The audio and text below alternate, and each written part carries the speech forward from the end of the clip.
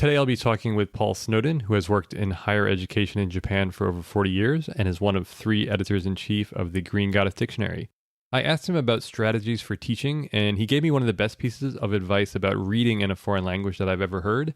You might be disappointed to hear that it involves reading something multiple times, but I promise it will save you time.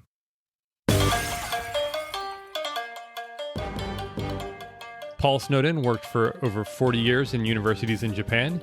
He taught at Tsukuba University, took a tenure faculty position at Waseda University, later served as the Dean of the School of International Liberal Studies at Waseda, and most recently was Vice President of Kyorin University. He's also one of the 3 editors-in-chief of the 5th edition of Kenkyusha's new Japanese-English dictionary, affectionately known as the Green Goddess. Thanks so much for taking the time to talk with me today. It's a pleasure to join you. Thanks. So I'm very curious, how did you learn Japanese? It's rather hard to give advice on that because I don't think I did it particularly well or particularly conventionally.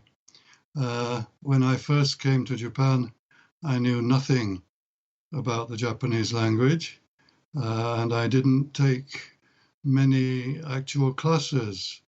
My first classes in Japanese were just a few weeks at a language school in Kyoto. Before that, I had just muddled through using my own textbooks. I suppose one thing that did help was having studied other languages at university and having become used to sort of comparative grammatical and comparative phonological matters, so that I came to that extent with an open mind. Then, after I entered to work at Tsukuba, I was really thrown in at the deep end, and I think that that's one thing that helped me a lot. As you know, well, that was in the late 70s, and as you know, Tsukuba Daigaku at that time had just been founded after the Tokyo University of Education had moved out to the countryside, and Tsukuba University was determined to be a hub of internationalization and to challenge Tokyo University as a great producer of internationally significant research. And unfortunately, a lot of the senseis working there were very keen to produce such academic work, but they didn't have very good English. And I was asked by many people in many different fields to translate their articles. So as I say, I was thrown at the deep end. I had to get used to quite complex Japanese expressions in a variety of fields. I had to get used to reading the sensei's handwriting. Oh, wow. Because those were the years just before word processing became universal. And I had a terrible time deciphering some of the written work. So I used to recruit some of my students to write the furigana next to the expressions, but some of those expressions even had my students beaten.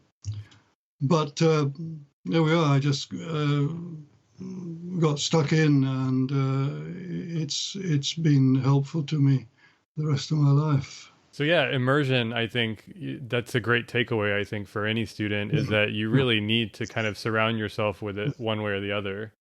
That's right. And not only immerse yourself in it, but actually actively use every item of vocabulary, every idiom that you come across. And I've always advised my own students, if you learn a new word, if you hear a new idiom, then make sure that within that day you use it 3 times.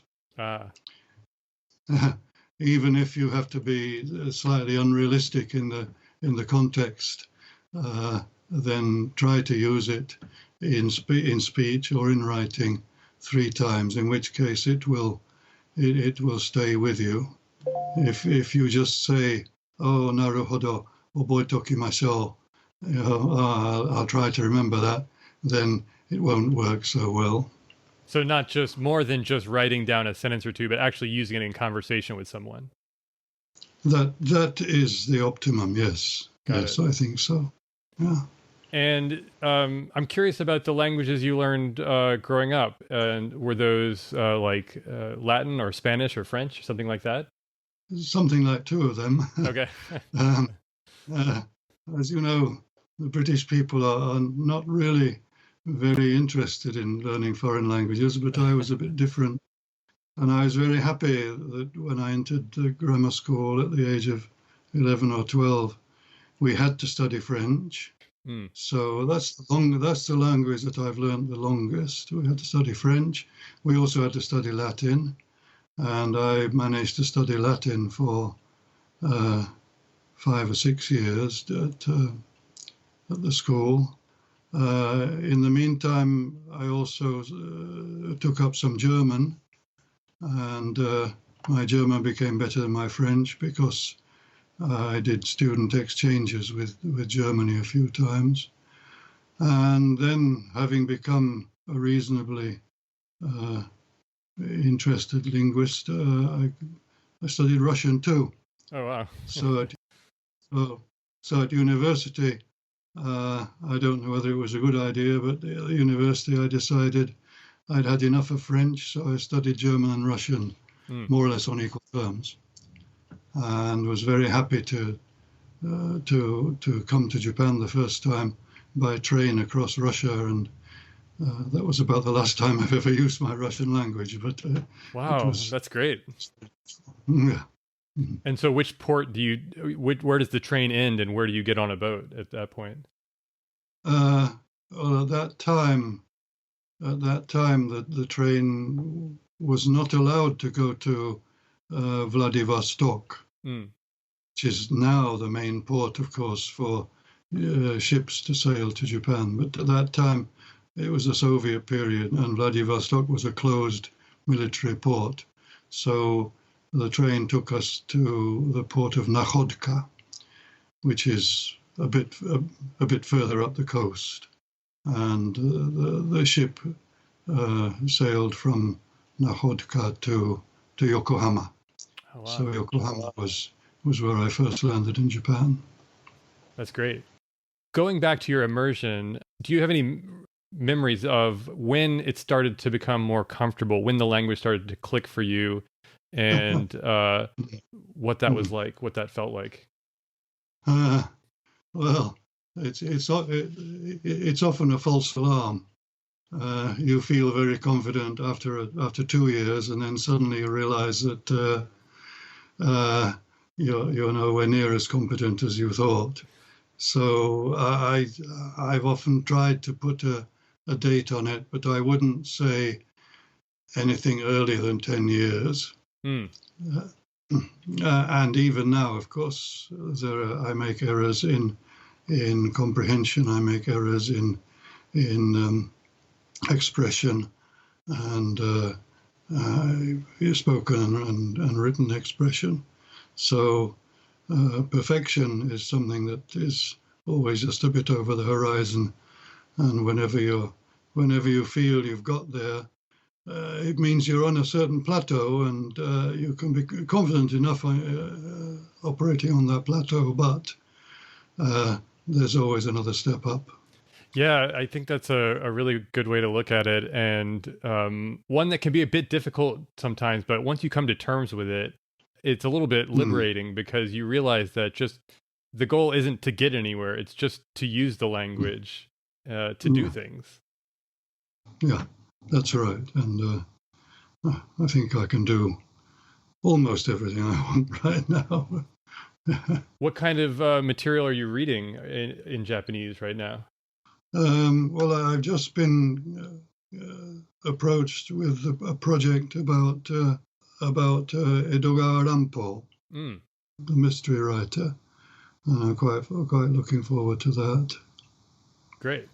And yeah, I also want to ask about higher education because I do think that that's, a lot of people who get into Japanese studies sometimes don't Mm. always know what to do with their degree afterwards. I think a lot of people are interested in academia, but maybe Mm. haven't considered academia in Japan.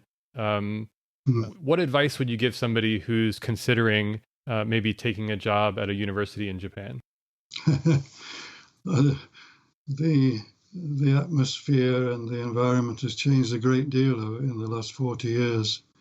Now is actually quite a good time, in a way, quite a good time to at least consider an academic career in Japan, because finally uh, almost all universities are very open to offering tenure or tenure track jobs to foreign people on more or less equal terms.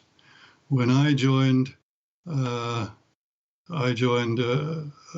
national, a state university, and at that time, the state universities were prevented by law from offering foreign people the same status as uh, Japanese citizens, because the law insisted that state university employees were entitled to decide the national will, and so that foreigners had no say in that. So the few of us who were foreign employees at that university had different statuses and different rights and different duties. Nowadays, um, the rights and the duties are pretty much the same. It's no longer the case that every native speaker of any language will be restricted to teach their own language. Uh, it's quite possible for a serious scholar of Japanese to be involved in research in Japanese. So it's a good time in a way. It's not such a good time because there are financial restrictions, and there are the demographics which are not good uh, um, for higher education. But certainly consider it. Also, of course, do have an open mind and an absolute determination to be able to communicate in Japanese with your colleagues. Um, I mean, I worked. I think I did it reasonably successfully, but when I joined the School of International Liberal Studies in Waseda, the policy there was to give all instruction in English, and the assumption by some of the uh, external teaching staff who were recruited to join it, their assumption was that they could do everything in English. They were obliged, of course, to teach in English, but they seemed to assume that all the office staff would teach English, would speak English with them. All of the internal documentation would be provided in English, and so on. But that is not the case. That it certainly doesn't happen in any other country. In my country, there's a large proportion of people from overseas, but they understand that they have to participate in the language of that country rather than their own. And of course, the atmosphere changes um, once that becomes an accepted atmosphere inside the institution. Then a slightly funny foreign accent in Japanese becomes more acceptable and more comprehensible to your colleagues, and your colleagues will certainly sympathize with your difficulties. But if you insist on communicating only in English, then you will meet sometimes you'll meet incomprehension, and sometimes you will meet slightly more violent objection. Yeah, no, that's so interesting. I do think that I think focusing on too much on your accent sometimes can be to a detriment of the Mm, understanding yeah, as a student of a second language. I think it's important maybe to normalize accents, but that's true in English as well, I think. yes, of Um, course. but also, yeah, just making an attempt, and is that so? That's just beyond socializing with colleagues. That's the day-to-day administration and including socialization, like just or hanging out with colleagues.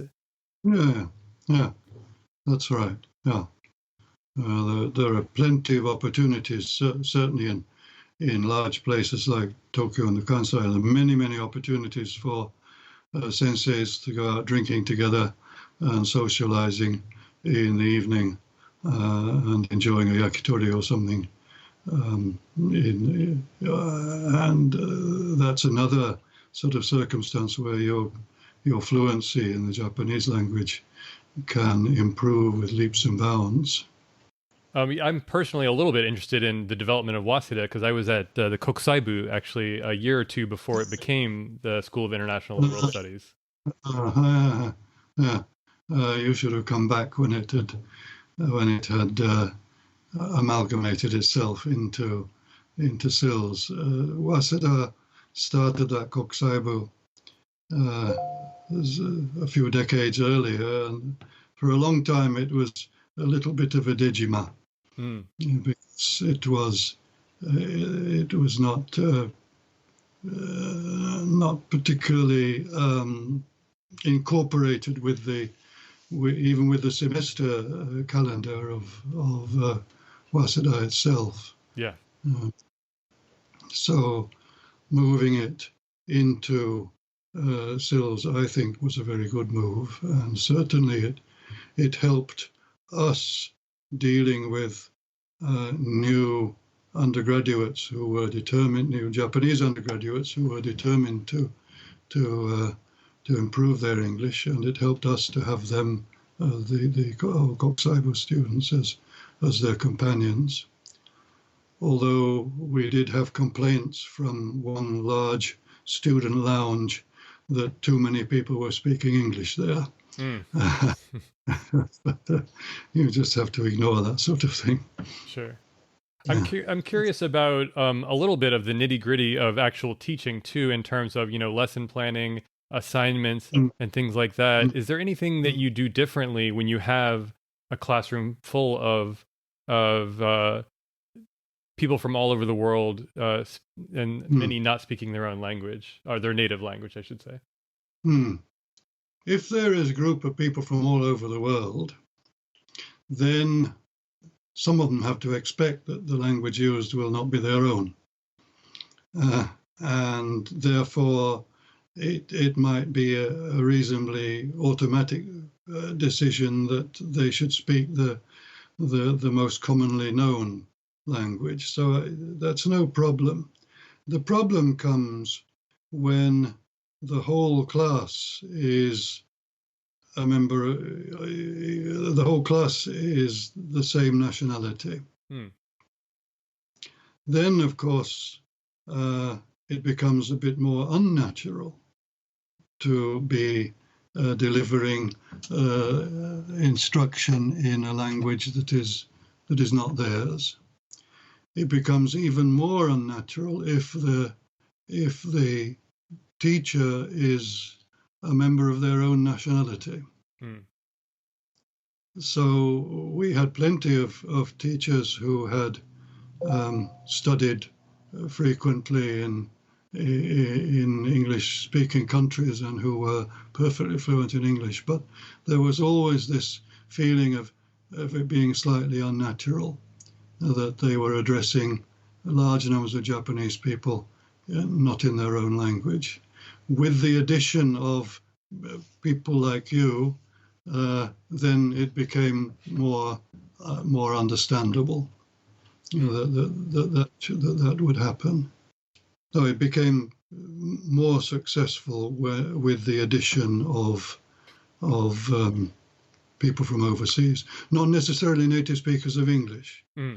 Of course, early in SILS, we relied for our non-American students, we relied very much on neighboring countries. So we had large numbers of incoming students from Korea, and I used to go to China to recruit students from China, so that often the majority of non-Japanese speakers in the class were not English speakers either. Hmm. But even that gave a sufficient rationale for instruction to be given in English. And then in terms of types of assignments, do you think there's any difference in terms of the expectations of essays or quizzes or anything like that with does that change when you're in that kind of environment? Well, in my experience, it did change a lot. And not only my own experience, but from observing other teachers' strategies too. Before SILS, when I was in the Seikeigakubu, the School of Political Science and Economics, the method of teaching the English language was one of very thorough, slow, analytical translation, page by page, line by line, word by word. And very often students would struggle, or teachers would struggle, to get the class through even half of a 60-page textbook. Yeah. And that was a sort of conventional method of instruction for many, many years. But we had a policy in SILS to make sure that we didn't use textbooks specifically adjusted for Japanese people with large numbers of footnotes, and that we used the sort of textbook that the equivalent undergraduate would use in an English-speaking university. So we had to recreate or reinvent our strategies for teaching. We couldn't say, go home and translate paragraph 2, and you stand up and write your translation on the blackboard. We couldn't do that anymore.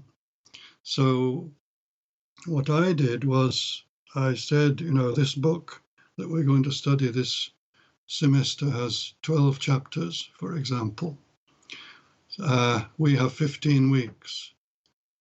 So you've got to read at least one chapter a week. And they go, whoa. They're not used to it. So I would say, well, I should give you homework that will make sure you read the whole chapter.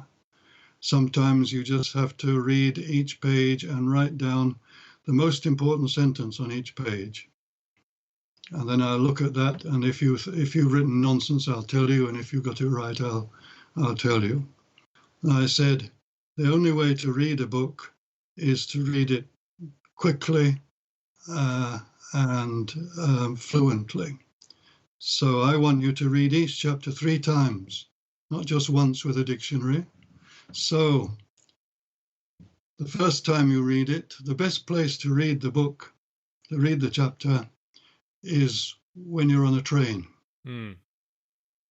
Because you have to hang on to a strap with one hand, and that means you can't look at a dictionary. And you just read it straight through, word by word by word by word by word, line by line by line, until you reach the end of the chapter. Then, the next time you read it, you're allowed to sit down and you're allowed to hold a pencil. And then read it through again. You will recognize some of what you read before on the train. You will recognize that occasionally words come up quite frequently, and words you've never seen before. Underline them or mark them somehow so that you might look them up later. But don't stop. Keep reading till the end and make those marks on points or items that are either new vocabulary or important phrases or interesting comments. Then the last time you're allowed to use a dictionary. And then when you're using a dictionary, you refer to the pencil underlined points, and you look them up in the dictionary, and you will find that you've understood the chapter much better. And you will find that even after reading it 3 times, you will have spent less time than if you'd started with a dictionary. That's such great advice. That's such great advice. Yeah. Yeah. I told them one anecdote of my own, whereby I'd seen a textbook used by a student not in my class, who had approached it traditionally, and he had opened his book and found on the first page the first word was mark. So he'd gone to the dictionary and he looked up in the dictionary and discovered that mark was both a noun and a verb, and he'd noted down some of the different meanings of the noun, some of the different meanings of the verb, and he had probably highlighted the word mark in his dictionary, and then he moved on to the next word. Can you guess the next word? Probably someone's last name. Twain. Twain, yeah, there you go. So the whole operation had been a waste of time. Yeah. It had been unnecessary. And well, that was an extreme example, but my students seemed to understand how, when they got down to it, that this system worked much better. So that's one way in which you have to readjust your own teaching strategies and tactics to suit the objectives.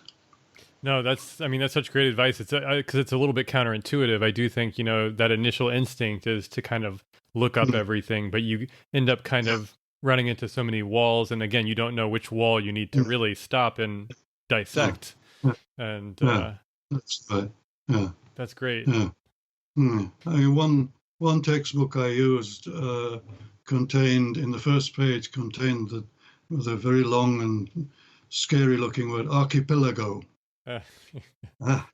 But within 3 pages, it was easy to work out what it meant, because one sentence said something like, there are 1,000 islands in the Japanese archipelago.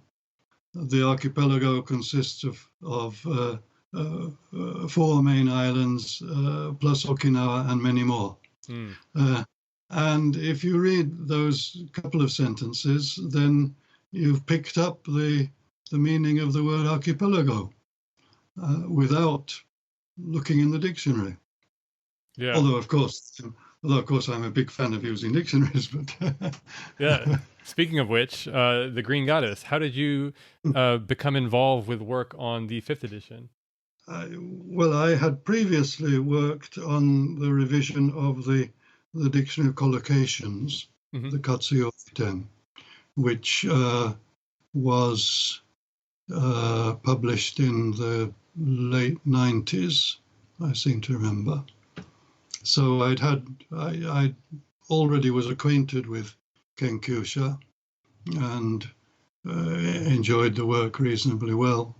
So when the project to revise the 4th edition came up, then many of us who had worked on the collocations were sort of moved on the escalator onto the next project. So and therefore I knew the editing staff, one of whom had joined Kenkyusha as a new graduate from Sofia, from Georgia University, at about the same time as the 4th edition of The Green Goddess was produced. So he had a solid acquaintance with the process already. How close were you all working with the team from the 4th edition? Not very much at all. For one thing, the fourth edition had been published in 1974, and we began working on the fifth edition in about 1997, I suppose. So there was a quarter of a century between the two editions, and certainly, for example, Masuda Sensei, who'd been on the fourth edition, had died much earlier. Many other people were the same. So it was mostly a sort of brand new group of people, and apart from the lapse of time, the policy was totally different. You've probably have you seen a copy of the fourth edition, the previous one? I'm holding it right now. Yeah. So. That's right, yeah.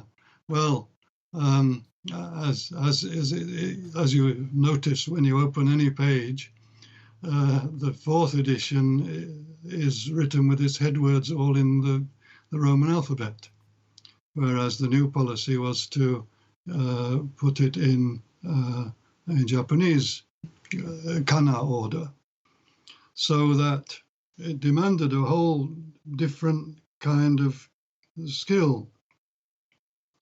First of all, the whole thing was sent to China to be reorganized along kana lines, but it simply meant that the people in charge of the Japanese headwords didn't need to be particularly expert in English. They had to be experts in Japanese. And their job was, of course, to make sure that the order had been done correctly in China, which was normally it was. But they then had to look at each Japanese headword and sample expression from the point of view of a Japanese speaker, so that they had to be very careful in using natural Japanese collocations for their examples. Previously, under the previous four editions, many of the examples supposedly of Japanese expressions had been sort of taken initially from English expressions, because the very first editors of the very first those dictionaries, of course, were all English language experts. And so they had found useful English expressions which they thought should exist, should be translated, should be given in Japanese, but then they'd put them in as Japanese headwords, so that in the older dictionaries there's a lot of Shakespeare, for example, and quite a lot of Bible, which are not originally Japanese, and those such things remained to some extent remained while we were doing the revision. And so this was the new policy to, first of all, to put everything through Japanese editors who would check carefully for Japanese language authenticity, check for comprehensiveness of grammatical usage and so on. Then it would come to us, the English language editors, either for direct translation if it was a new sentence, or for updating and adjusting if it was a sentence that was obviously pre-war style. I remember I wrote an article once about a sentence that I discovered in the fourth edition, and I chopped it out because it was this. I'm going to read it to you. Sure, yeah. Affection is not poured forth vainly, even though it meets no return. Now, that doesn't strike me as normal 20th or 21st century written or spoken English language. But it was given in the fourth edition as a translation for a slightly more normal looking Japanese. So it was obvious that somebody had found this old-fashioned expression and translated it back. And I call this tendency, I call it reverse authenticity. Yeah. And I looked it up. This is one case where Google is very, very useful. I input affection is not poured forth plainly and so on. And I found it. And it was by Mary Baker Eddy, the founder of was it Scientology or something? Oh, wow. Yeah. Just a quick note from Daniel here. Paul and I wanted to make a quick correction. Mary Baker Eddy was actually the founder of the Church of Christ Scientist rather than Scientology. And now we'll get back to the interview. So that was a problem that we came across, that some of the Japanese was not actually authentic Japanese.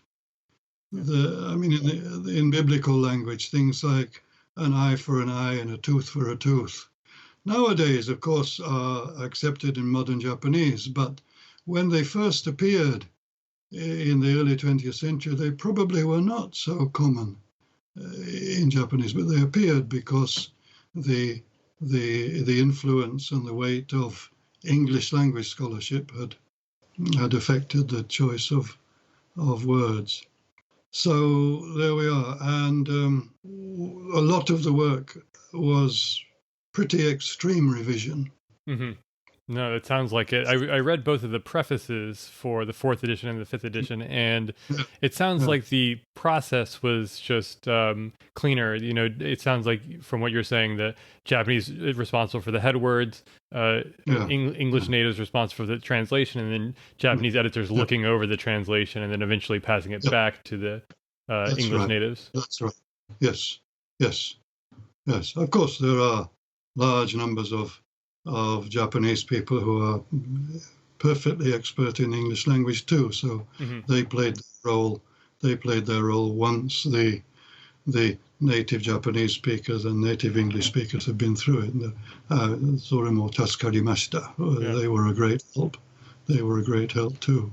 So, two quick questions. So it sounds like the switch from Romaji to kana was an internal policy at Kenkyusha rather than for this specific book, this specific dictionary.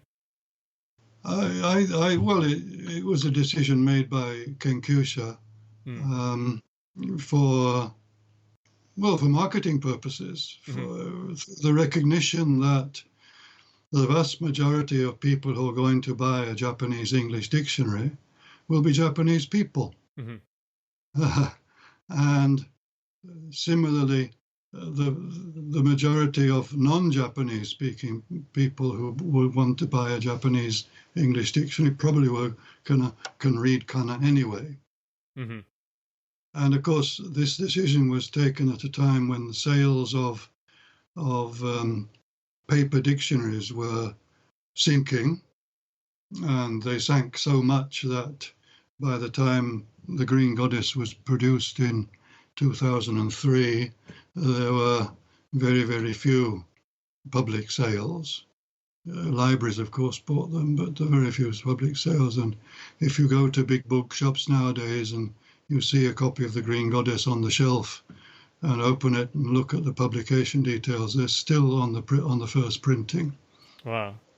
But there's an online version of it now, I think. Consistently being updated? Oh, yes. I'm still doing it. Oh, great. Some of us are still on it. We get little files, more or less monthly, for revision or addition, and keeps us slightly busy. I think nowadays it's every 3 months it's uploaded to the website, so that we try to keep things reasonably up to date. Yeah, I briefly had access to a subscription when I was working at a translation company, and that was a really great experience. And now I use the iPhone version, which I think is static. I don't think that one gets updated, but the online subscription model is great because it's constantly being updated. If you have one on your iPhone, well, that's like having one on an electronic dictionary. Exactly. Of course, so they're not so popular anymore. But initially, in 2003, the vast majority of sales were to the electronic dictionary producers, who paid massive amounts for the copyrights. Yeah. So tell me, what goes into creating a new entry? Who's making that decision? Is that a collective thing? Are they asking for suggestions? Are there meetings where you guys are looking over these? Anyone is free to make a suggestion, and I have correspondents who frequently write in and suggest either that the meaning given is out of date or that the examples are insufficient and so on. We ourselves, we don't meet very often because it's all done electronically these days, but we all make our own suggestions, both for new words and for new usages of previous words. Recently is the operative word, I suggested a revision of the word chokking, which is not so frequently used as saikin for recently.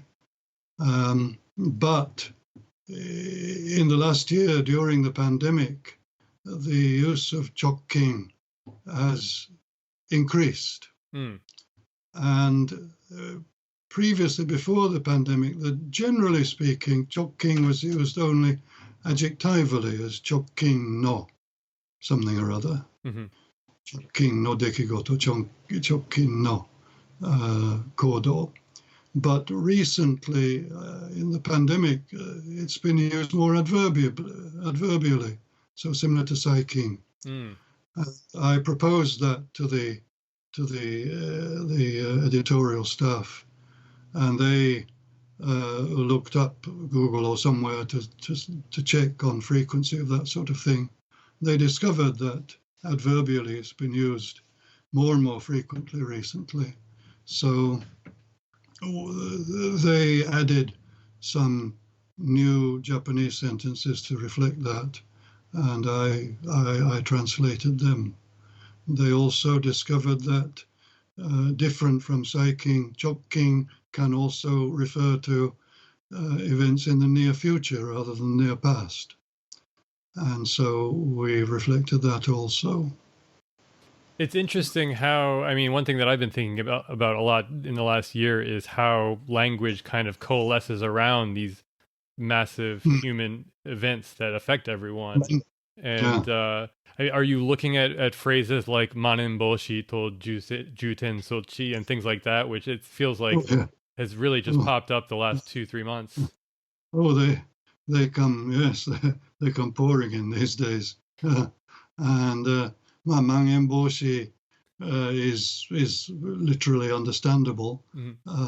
But sometimes there are completely new ideas, new concepts that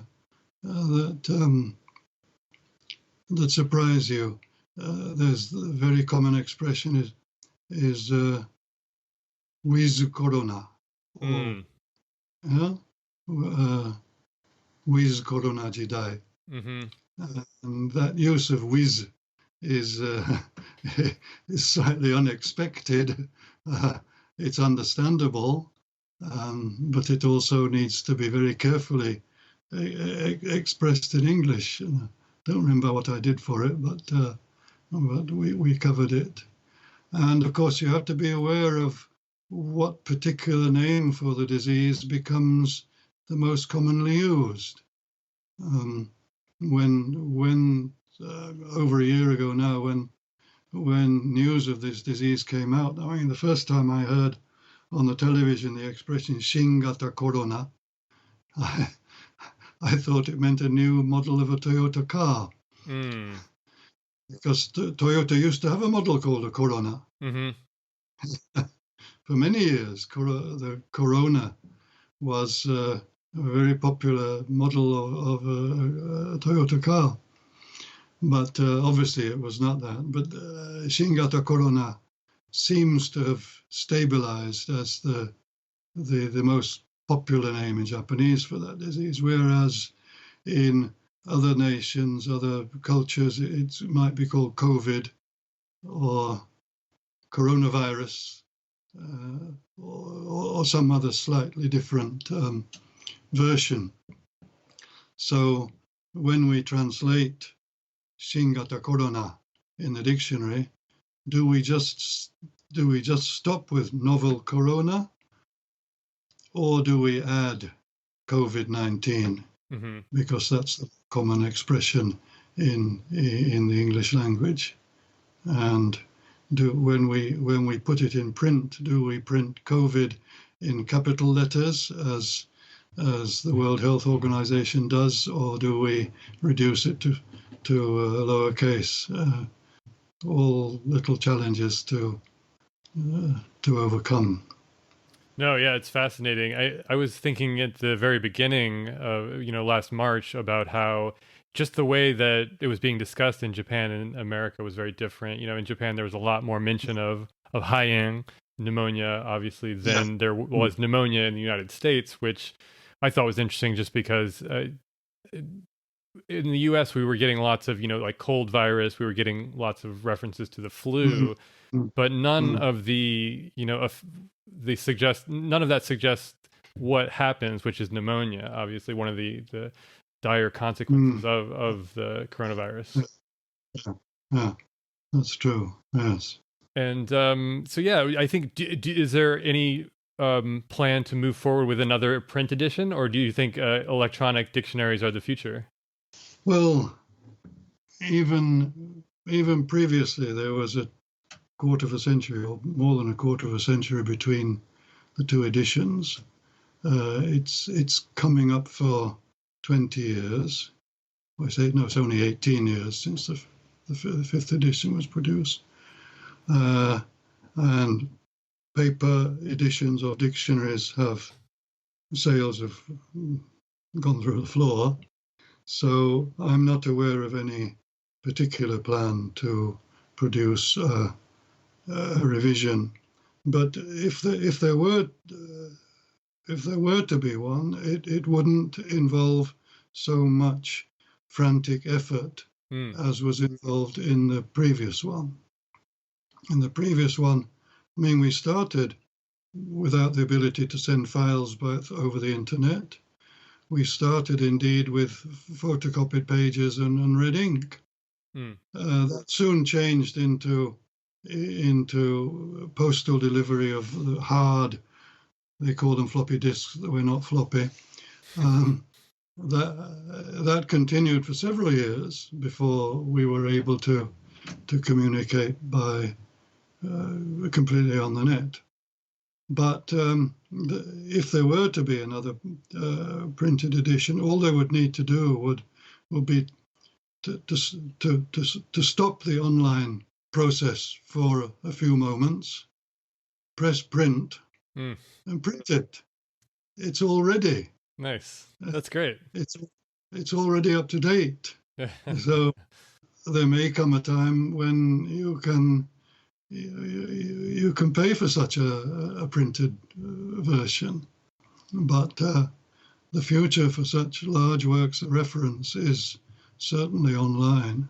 No, that's great. I think any translator should at least consider subscribing to this dictionary. I think it's a great resource and indeed pretty valuable. But thanks so much for your time today. This was a really interesting conversation, and I really enjoyed it. Pleasure, Daniel. Thank you. And I have 3 questions I ask everyone at the end of a podcast, just kind of quick questions. One is, do you have a favorite kind of onigiri? Oh dear. I suppose ume would be the answer. That's one of my Not, go-tos as well. okay. Next is, do you have any particularly favorite Japanese karaoke songs? The one I always choose first is Tsugaru Kaikyo Fuyugeshiki. Oh, that's a good one. Yeah, that's classic. Yes. I liked it because when I was at Tsukuba, of course, we used to use the train from Ueno, and this song begins Ueno Hatsu no Yako Resha, the overnight train from Ueno. And the people in Tsukuba had prepared a sort of kaiuta, a Tsukuba-specific version where it began not Ueno Hatsu no Yako Resha because the night trains were not necessary at Tsukuba. So they changed it to Ueno Hatsu no Donko Resha, which means the slow puffing train. And it continued to re-express the contents in order to not to praise Tsukuba, but to criticize many of its aspects. So I enjoyed that for those reasons. But of course, when I do karaoke, I use the original words. And last question is, what's something you remember from your very first week in Japan? What do I remember from then? Well, first of all, I remember it snowed the following night, and that was about April the 12th, so it was very unusual. And another thing I remember was that the train fare on the Yamate line, they called it Yamate line those days, the Yamanote line came in the 70s. The train fare on the Yamate line went up to 30 yen from 20, which was a big rise. Yeah. Wow. Those are a couple of things I remember. Great. Well, thanks again for your time. This was really fascinating, and I really appreciate you taking some time out of your morning for me. Well, it was a pleasure. Thanks for listening. You can find How to Japanese on Twitter, Instagram, Facebook, TikTok, and Substack. And we'll see you next week. それではまた来週.